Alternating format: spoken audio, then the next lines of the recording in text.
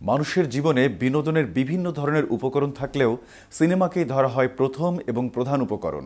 দুনিয়াতে এমন কিছু মাস্টারপিস সিনেমা রয়েছে যেগুলো দেখলে মানুষ তার নিজেকে আবার নতুন করে আবিষ্কার করতে শেখে।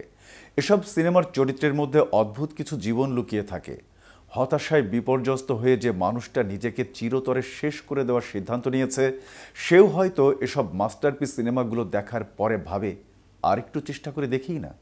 এমন কিছু সিনেমা নিয়েই থাকছে আমাদের আজকের প্রতিবেদন, এবং আপনাদের সঙ্গে আছে আমি মোহাম্মদ শাহনেওয়াজ কামাল।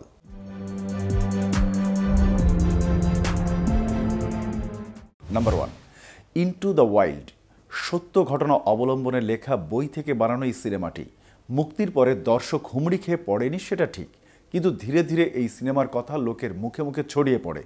এই সিনেমাটি ক্রিস্টোফার নামের এক তরুণকে নিয়ে। বাবা মায়ের সম্পর্কের অস্বাভাবিকতা এই তরুণের জীবন একটা সময় প্রায় বিপর্যস্ত হয়ে পড়ে, যার ফলে জীবন নিয়ে তিনি চরমভাবে হতাশাগ্রস্ত হয়ে পড়েন।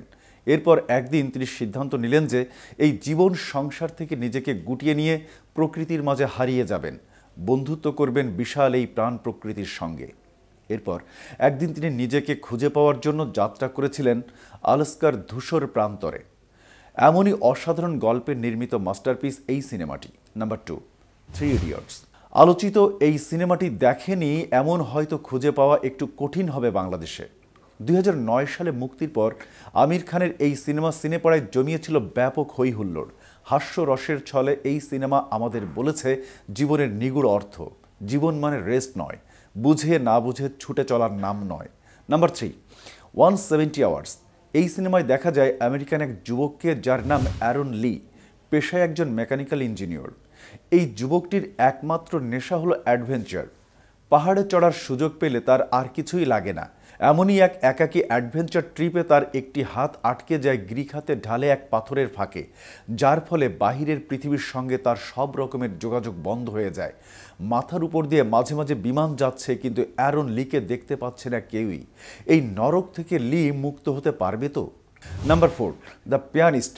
সত্য ঘটনার অবলম্বনে নির্মিত এই সিনেমাটির গল্প এগিয়ে গিয়েছে ওয়াডিসোয়াফ স্পিলম্যান নামক এক পোলিশ ইহুদি পিয়ানো বাদকের দ্বিতীয় বিশ্বযুদ্ধের সময় নাৎসি অধিকৃত পোল্যান্ডে বেঁচে থাকবার সংগ্রামকে কেন্দ্র করে।